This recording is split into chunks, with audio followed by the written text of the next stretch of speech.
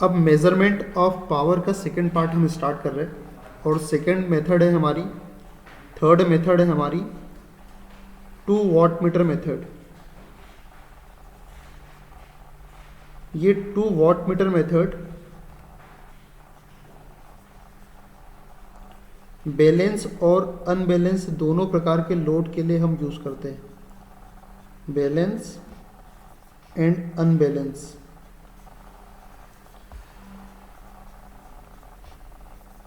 Load, दोनों प्रकार के लोड के लिए हम 2 वाट मीटर मेथड का यूज़ करते हैं।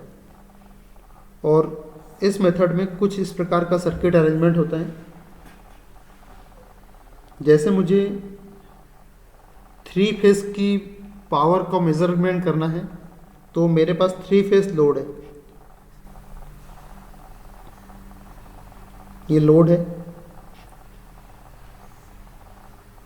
3 फेस का।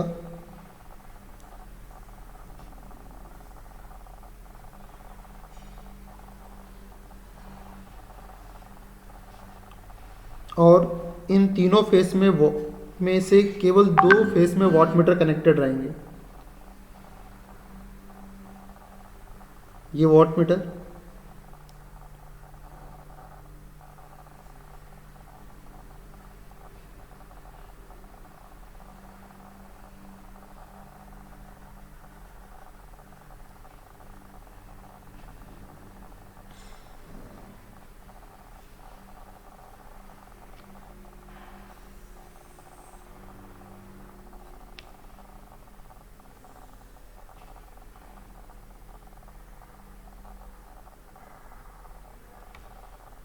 ये यहाँ वाट मीटर लगा हुआ है।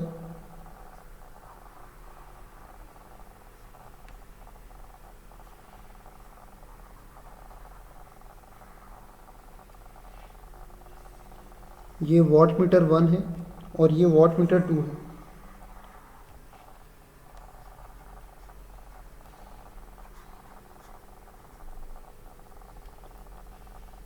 ये 2 फेस है,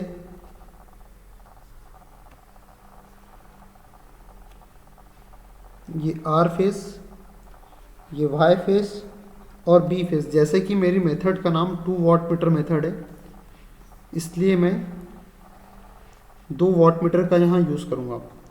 क्या किया मैंने, पहले वाट मीटर को पहले फेस से कनेक्ट कर दिया और एक फेस जो है जिसको मैंने कॉमन ले लिया है। मेरी प्रेशर, दोनों वाट मीटर की प्रेशर कॉइल उस कॉमन फेस से कनेक्टेड है जिसमें वाट मीटर नहीं है, और दूसरा फेस में वाट मीटर कनेक्ट किया है और उसकी प्रेशर कॉइल भी मैंने इस कॉमन बी फेस से कनेक्ट कर दी है। तो ये है करंट कॉइल और ये है प्रेशर कॉइल, जो कि मैं रेजिस्टेंस से एक्सप्रेस कर रहा हूँ। प्रेशर कॉइल,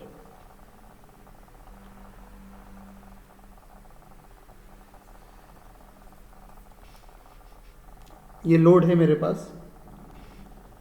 और ये जो मेथड है 2 वाट मीटर मेथड, ये बैलेंस और अनबैलेंस दोनों प्रकार के लिए, दोनों प्रकार के लोड के लिए हम यूज़ करते हैं। यहाँ पर देखो, 2 फेस के बीच के वोल्टेज को क्या बोला जाता है, लाइन वोल्टेज कहा जाता है। जैसे आर फेस और वाई फेस है, 2 फेस है, दोनों फेस के बीच के वोल्टेज को लाइन वोल्टेज कहा जाता है। और फेस और न्यूट्रल के बीच के वोल्टेज को फेस वोल्टेज कहा जाता है। फेस और न्यूट्रल के बीच के वोल्टेज को फेस वोल्टेज कहा जाता है।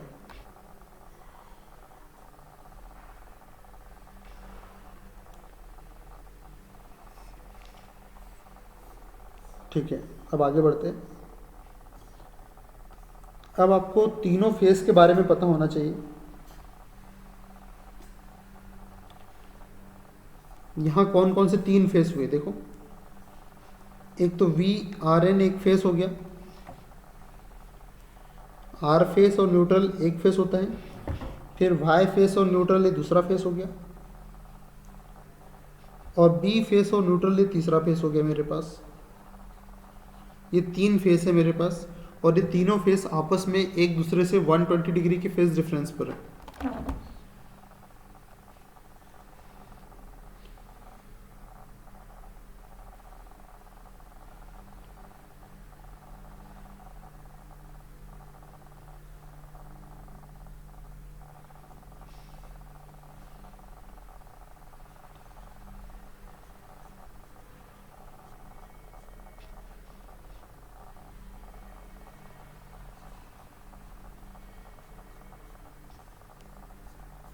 सर वॉइस गई। नहीं तो मैं कुछ बोल ही नहीं रहा था ना यार। अब आ रही है आवाज़?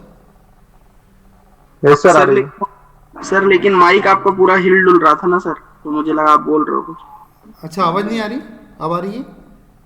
अब आई सर। अरे यार मैं कुछ बोल ही नहीं रहा था, पता नहीं, हो सकता है कुछ और कारण हो। तो मेरे पास एक वी आर एन फेस है।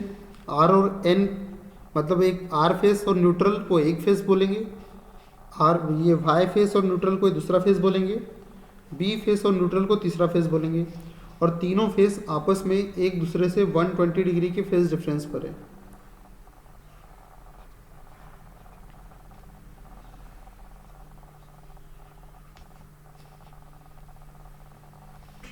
तो अब लाइन वोल्टेज देखते हैं। लाइन वोल्टेज क्या है? लाइन वोल्टेज को फेस वोल्टेज की टर्म में कैसे लिखेंगे? जैसे कि मुझे R Y voltage, V R Y voltage value वैल्यू चाहिए फेस वोल्टेज की टर्म में, तो ये हो जाएगा V R N minus V R Y. दोनों वोल्टेज को माइनस कर दो तो आपको आर वाई वोल्टेज मिल जाएगा। V R N minus V R Y, दोनों वोल्टेज को आप माइनस कर दीजिए तो V R Y voltage value value आपको मिल जाएगी। तो इसे ऐसा भी लिख सकता हूँ मैं कि V R N plus minus of V R N V R Y, दोनों वोल्टेज को मैं जब ऐड कर दूंगा तो मेरे पास वी आर वाई वोल्टेज आ जाएगा। तो वी आर एन ये हो गया, we R Y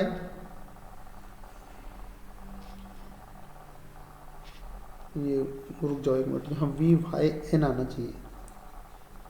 we R Y में से वी वाई मतलब आर फेस में से वाई फेस माइनस कर दूंगा तो वी आर वाई वोल्टेज आ जाएगा।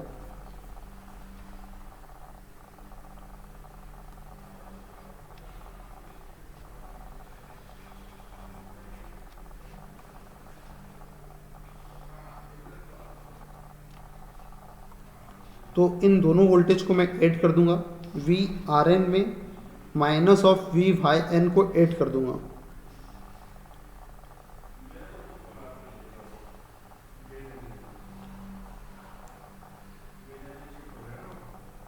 V R N plus minus of we Y N, ये दोनों वोल्टेज यहाँ पर ऐड हो जाएंगे। वी वाई एन, अब माइनस साइन चाहिए मुझे, तो मैं इस वी वाई एन को पीछे की ओर बढ़ाऊंगा तो minus of we Y n आ जाएगा यहाँ पर।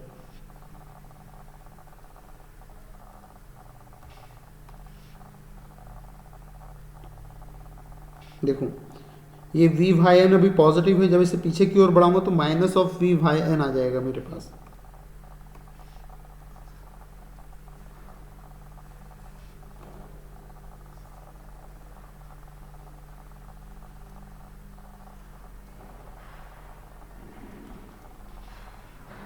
अब जब दोनों को मैं फेजर सम करूंगा तो मेरे पास वी आर वाई वोल्टेज आ जाएगा।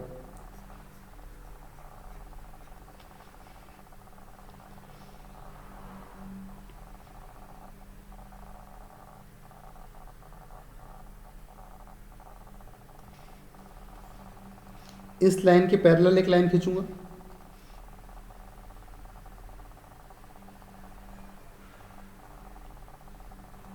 और इस लाइन के पैरेलल एक लाइन खींचूंगा।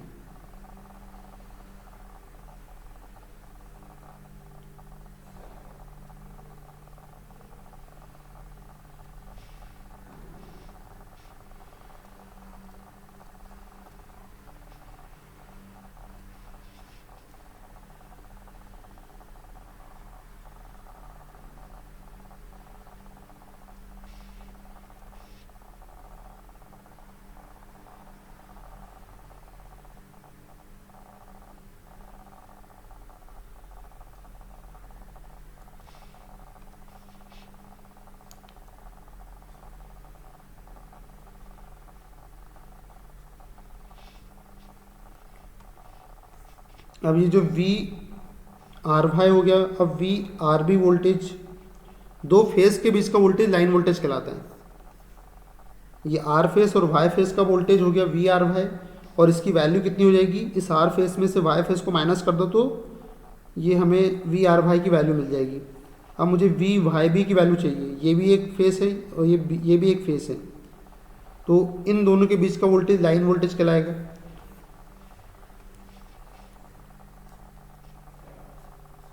वी वाई बी, इसकी वैल्यू हो जाएगी V Y N minus V B N.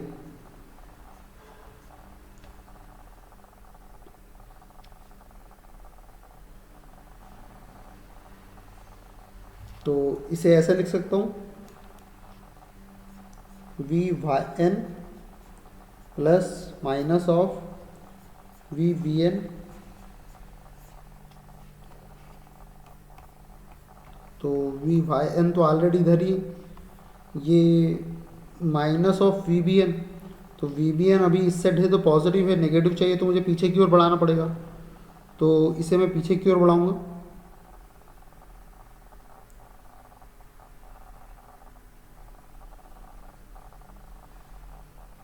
तो इसे मैंने पीछे की ओर बढ़ाया,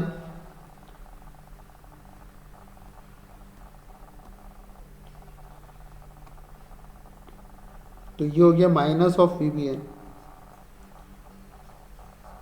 अब दोनों को ऐड कर दूंगा, देखो वी आर एन और माइनस वी वाई एन को ऐड करना है। रुक जाओ यार, क्या कुछ गलत लिख दिया? हाँ नहीं सही है, वी वाई एन और minus of V B N को ऐड करना है।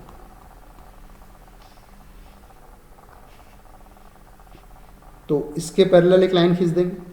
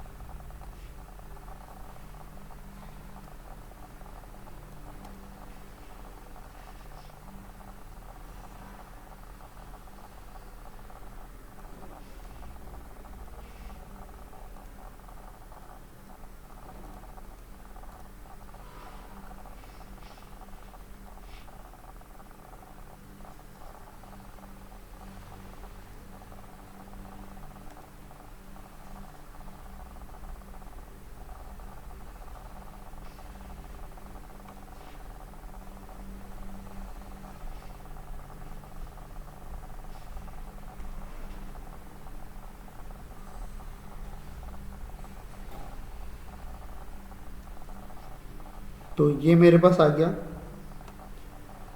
वाई वोल्टेज में से बी वोल्टेज माइनस किया, वाई फेस के वोल्टेज में से बी फेस के वोल्टेज को माइनस किया, तो मेरे पास वी वाई बी की वैल्यू आ गई, लाइन वोल्टेज की वैल्यू आ गई।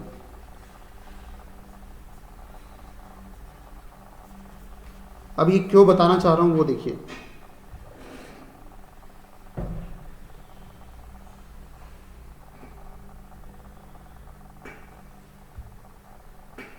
अब सपोज करते हैं थोड़ी देर के लिए कि ये जो लोड है इसमें रजिस्टिव लोड लगे हुए हैं।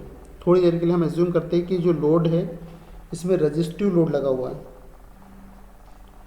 जब इसमें रजिस्टिव लोड लगा हुआ है तो जो करंट फ्लो होगा वो इस वोल्टेज के फेस में ही फ्लो होगा। ये आपको नेटवर्क में पढ़ाया होगा सर ने कि रजिस्टिव लोड की कंडीशन में जो करंट फ्लो होता है वो वोल्टेज के सेम फेस में फ्लो होता है। तो सपोज करते हैं कि यहाँ पर जो करंट आर फेस में फ्लो हो रहा है वो वोल्टेज के फेस में ही फ्लो हो रहा है, V R N I R N.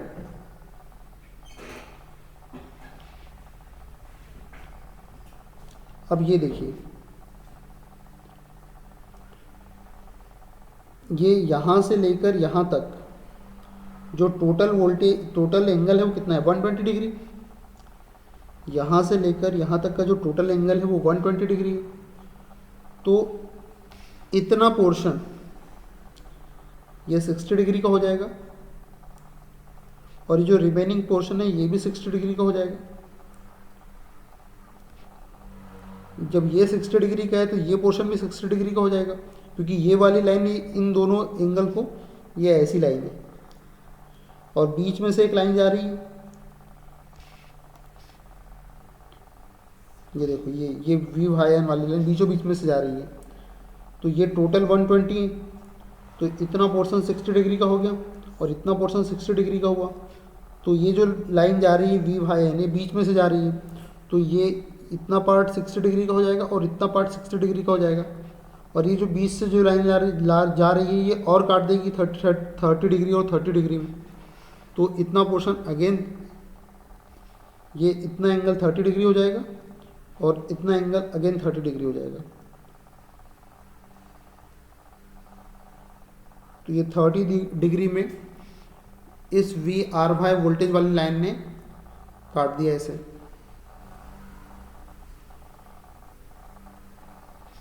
तो देखो ये लाइन वोल्टेज और एक करंट के बीच में कितने डिग्री का एंगल बन गया है, 30 डिग्री का एंगल बन गया है। स्टार कनेक्शन की कुछ प्रॉपर्टी आपको पता होना चाहिए। स्टार कनेक्शन की प्रॉपर्टी आपको पता होना चाहिए। तो स्टार कनेक्शन में क्या होता है, जैसे कि ये एक फेस है,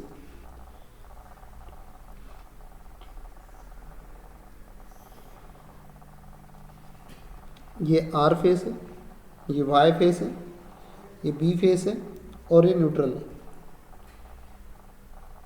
तो दो फेस के बीच का वोल्टेज लाइन वोल्टेज कहलाता है। फेस और न्यूट्रल के बीच का वोल्टेज फेस वोल्टेज कहलाता है। ये न्यूट्रल। और इन लाइनों में जो करंट फ्लो होता है वो लाइन करंट, इस लाइन में फ्लो हो रहा है इसलिए लाइन करंट, और फेस में भी फ्लो हो रहा है, इसलिए स्टार कनेक्शन की कंडीशन में लाइन करंट और फेस करंट इक्वल वैल्यू का होता है।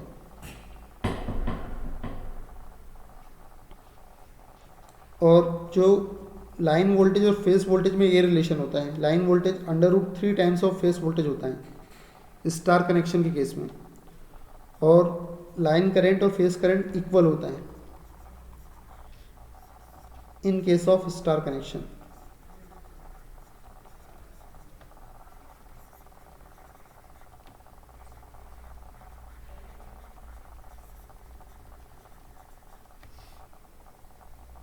स्टार कनेक्शन के केस में ऐसा होता है।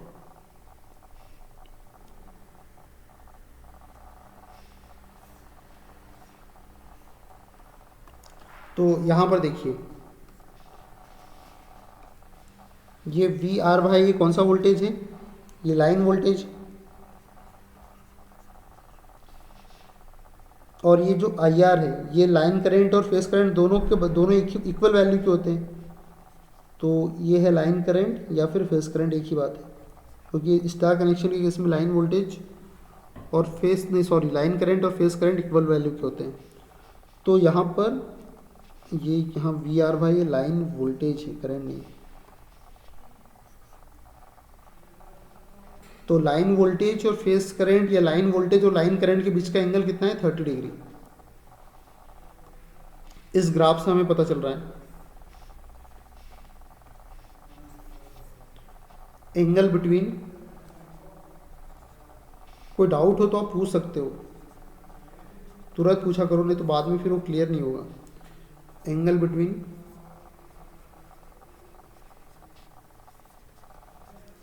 Line voltage and line current equals to 30 degree.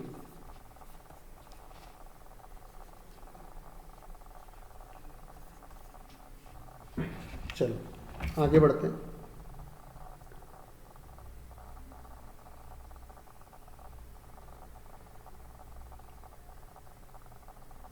अब देखते हैं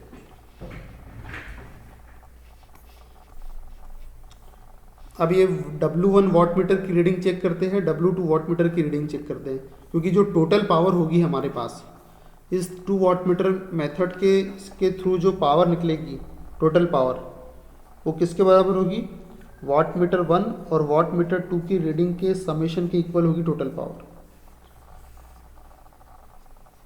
तो वाट मीटर 1 की रीडिंग फाइंड आउट करते हैं।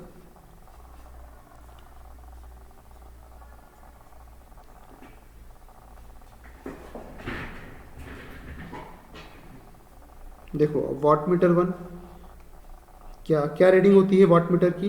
वोल्टेज, करेंट और पावर फैक्टर के प्रोडक्ट के इक्वल होती है। तो W1 वाट मीटर कितना वोल्टेज मेजर कर रहा है वो कौन बताएगा हमें? ये हमें बताएगी वाट मीटर वन की pressure coil. Watt meter one की प्रेशर कॉइल के अक्रॉस जितना वोल्टेज होगा वही V की वैल्यू होगी यहाँ पर। वाट मीटर वन की करंट कॉइल में जितना करंट फ्लो हो रहा है वो इस I की वैल्यू होगी। इसको नाम देता हूँ V1, I1। और पावर फैक्टर देखते हैं कि इन दोनों वोल्टेज के बीच में कितना एंगल है, वही फाई की वैल्यू होगी। फाई क्या है? एंगल बिटवीन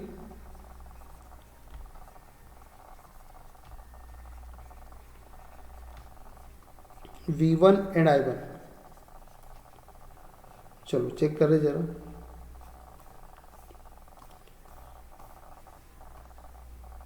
W1 ये क्या है? वाट मीटर वन की प्रेशर कॉइल में कितना वोल्टेज है देखते हैं जरा। प्रेशर कॉइल ये वाट मीटर वन W1 और इसकी प्रेशर कॉइल ये है। ये किसके किसके अक्रॉस है? आर फेस और बी फेस के अक्रॉस है। देखो ये प्रेशर कॉइल आर फेस से गई है बी फेस तक, तो मतलब वोल्टेज कितना? V are B. तो वोल्टेज की प्लेस पे क्या आ जाएगा? वी आर बी आ जाएगा। V are B voltage. I1 कौन सा करंट है? जो करंट कॉइल में फ्लो हो रहा है। Current of watt meter one current coil. Current of watt meter one current coil. Watt meter one की करंट कॉइल में जो करंट फ्लो हो रहा है वो I1 की वैल्यू है। कितना करंट फ्लो हो रहा है? ये IR करंट फ्लो हो रहा है।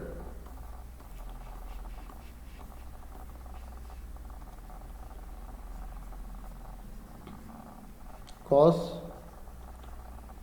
फाई। अब ये फाई क्या है? एंगल बिटवीन ये RB वोल्टेज और IR के बीच में कितना एंगल है देखते हैं जरा। चेक करते हैं इस फेजर डायग्राम में कितना आ रहा है। कौन सा करंट? VRB और IR।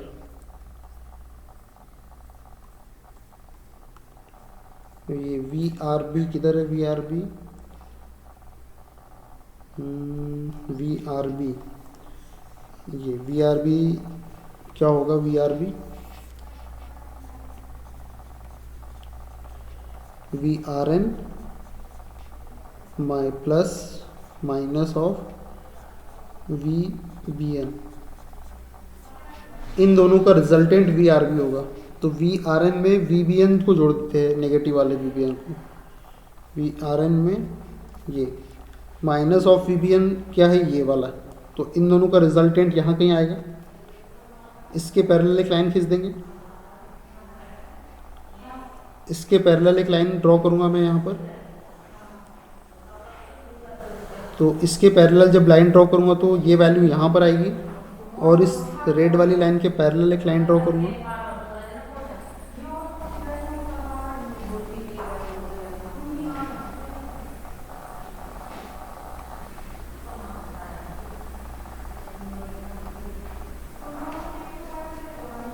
तो इनका जो रिजल्टेंट आएगा वही हमारी VRB वोल्टेज होगा।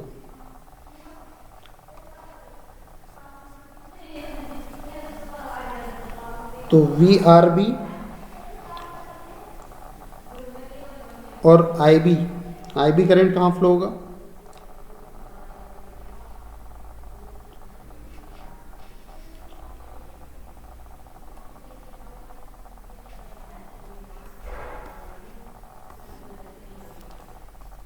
ये VRB VRN minus of VBN। तो VRB और IR करंट फ्लो हो रहा है।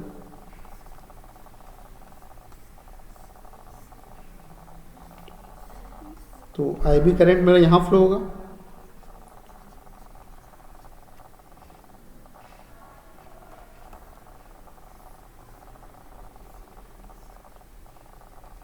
यहाँ पर ये IB करंट है और यही मेरा लाइन वोल्टेज और लाइन करंट के इक्वल है, लाइन करंट और फेस करंट के इक्वल है।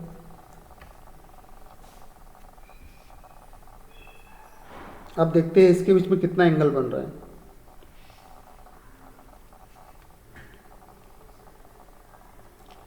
ये एंगल यहाँ आई बी, तो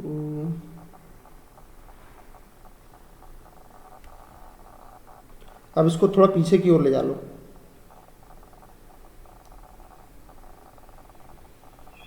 एक मिनट रुकना यार। ये देखो क्या है हमारे पास, 3 फेस के वोल्टेज है, एक आर फेस का voltage V R N, Y phase का वोल्टेज वी वाई एन, और बी फेस का voltage V B N. 3 phase का वोल्टेज है मेरे पास, और ये तीनों फेस एक दूसरे से 120 डिग्री के फेस डिफरेंस पर।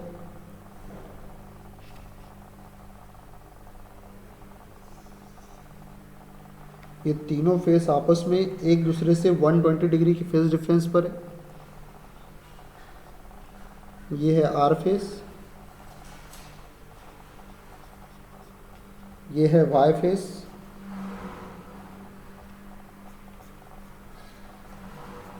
और ये है बी फेस।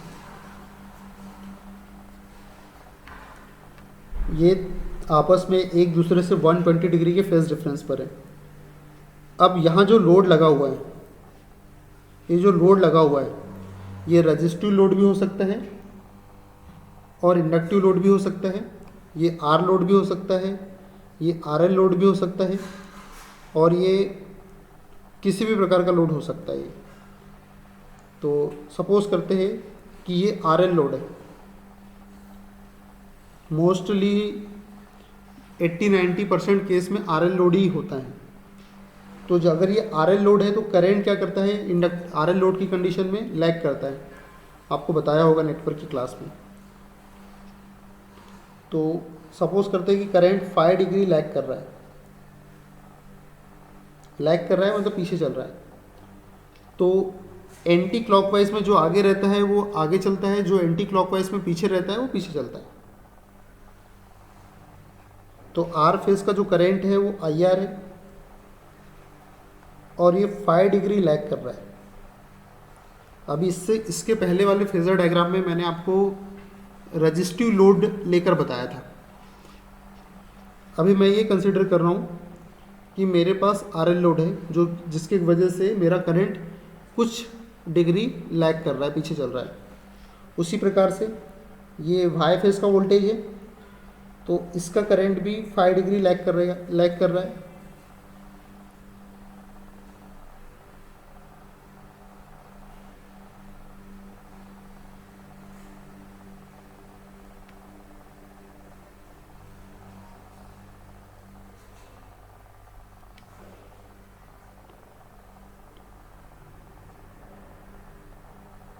ये 5 डिग्री लैग कर रहा है, और ये जो बी फेज का करंट है ये भी 5 डिग्री लैग कर रहा है।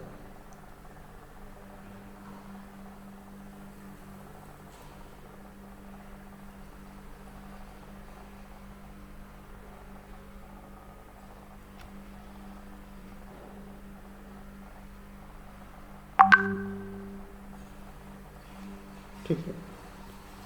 फिर हमारे पास लाइन वोल्टेज था V R Y, V Y B, V B N. तो मुझे मेरे डेरिवेशन के लिए किसकी रिक्वायरमेंट है, वी आर बी वोल्टेज की रिक्वायरमेंट है, इसलिए सबसे पहले यही बनाता हूँ।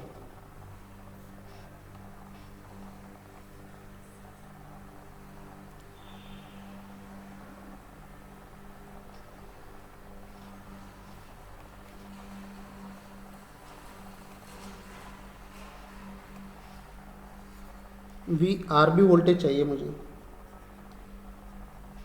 तो वी आर बी वोल्टेज क्या होगा, V R N minus V B N, या फिर ऐसा भी लिख सकता हूँ V R N plus minus of V B N, तो वी आर एन ये हो गया, वी बी एन माइनस वाला चाहिए, तो ये माइनस वी बी एन यहाँ से आ जाएगा, इसको पीछे की ओर बढ़ाऊंगा मैं,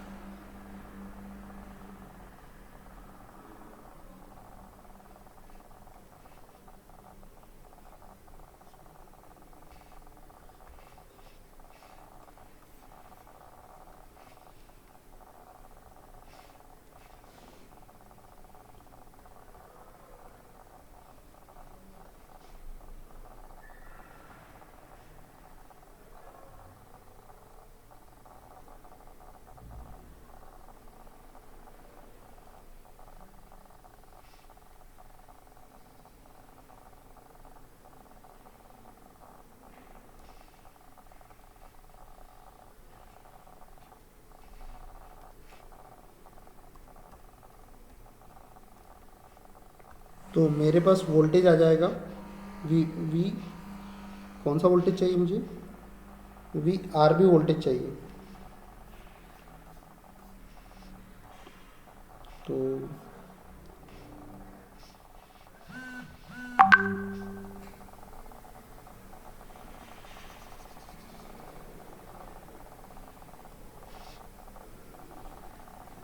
तो ये वोल्टेज हो गया वी आर बी वोल्टेज। तो वी आर बी और किसके बीच का एंगल चाहिए मुझे मेरे डेरिवेशन के लिए, ये देखो v one v are b आ गया, आई वन आई आर आ गया, और ये यहाँ जो फाई की वैल्यू है वो किसके बराबर रहेगी, angle between V one and I one, मतलब वी आर बी और आई आर के बीच का एंगल चाहिए मुझे। तो वी आर बी और आई आर के बीच का एंगल कितना हो गया, देखो ये टोटल 120, ये यहाँ से लेके यहाँ तक, तो इतना पोर्शन 60 डिग्री हो गया और ये इतना पोर्शन 60 डिग्री हो गया, तो इतना पोर्शन 30 डिग्री हो गया और इतना पोर्शन 30 डिग्री हो गया। तो मुझे वी आर बी और आई आर के बीच का एंगल चाहिए, तो इस 30 डिग्री में से फाई को माइनस कर दूँ तो मुझे एंगल पता चल जाएगा। ये हो जाएगा 30 डिग्री माइनस फाइव, 30 में से 5 माइनस कर दूंगा तो मेरी वैल्यू आ जाएगी। बस इसे मैं अपना डेरिवेशन में पुट कर देता हूँ। वहाँ पर बहुत सारा कचरा हो गया था इसलिए डबल से बनाना पड़ा हमें। तो कितनी वैल्यू आ गई हमारी 30 माइनस 5।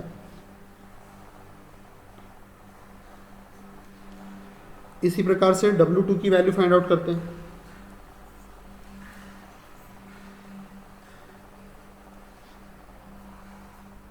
W2 में भी वही V2 I2 cos phi 2। Watt meter 2 की प्रेशर कॉइल के अक्रॉस कितना वोल्टेज है, ये वाट मीटर 2, ये प्रेशर कॉइल के अक्रॉस V वाई भी वोल्टेज है, मतलब V2 की वैल्यू कितनी होगी V वाई भी। I2 W2 वाट मीटर की करंट कॉइल में कितना करंट फ्लो हो रहा है, आई वाई करंट फ्लो हो रहा है। देखो ये करंट कॉइल, इसमें से आई वाई करंट फ्लो होगा।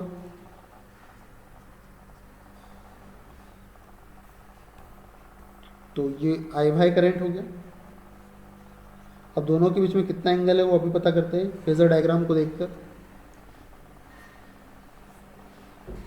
वी वाई बी और आई वाई के बीच में वी वाई बी, तो पहले तो वी वाई बी बनाना पड़ेगा हमें। वी वाई बी, तो वी वाई बी कैसे आएगा,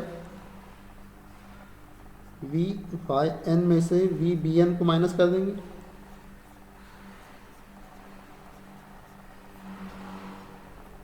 तो वी बी एन माइनस का ये ऑलरेडी मेरे पास ये minus of V B N पहले से ही, माइनस वी बी एन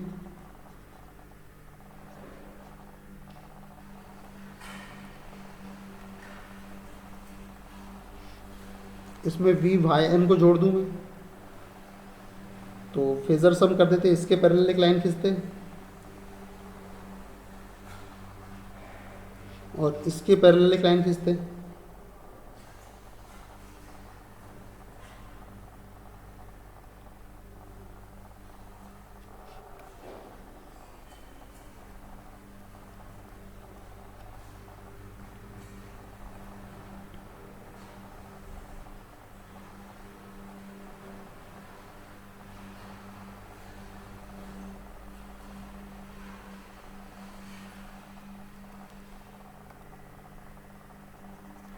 तो ये वोल्टेज हो गया मेरे पास वी वाई बी, और आई वाई करंट कहाँ फ्लो होगा, ये वाई फेज से थोड़ा सा लैग कर रहा है वाई फेज करंट। तो देखो ये 60, तो इतना पोर्शन 30 डिग्री हो गया और इतना पोर्शन 30 डिग्री हो गया। तो वी वाई बी और आई वाई के बीच में कितना एंगल हो गया, 30 + 5।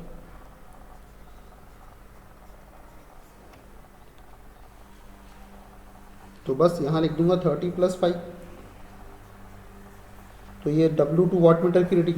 पहले केस में जो हमने फेजर डायग्राम बनाया था वहाँ क्या प्रॉब्लम हो गई थी, वहाँ पे प्रॉब्लम ये हो गई थी कि हमने जो लोड का जो इम्पिडेंस है वो प्योर रजिस्टिव मान लिया था। जब प्योर रजिस्टिव हमने मान लिया था तो हमारे पास कोई 5 डिग्री का एंगल था ही नहीं, तो हम यहाँ पर 30 + 5 और 30 - 5 लिख नहीं पा रहे थे, इसलिए हमें फिर से फेजर डायग्राम बनाना पड़ा इसका। ठीक है, तो इसका तो वीडियो रिकॉर्ड हो जाएगा, मैं आपको शेयर कर दूंगा, वहाँ से इसे कॉपी कर लेना अपने रिमेनिंग पोर्शन।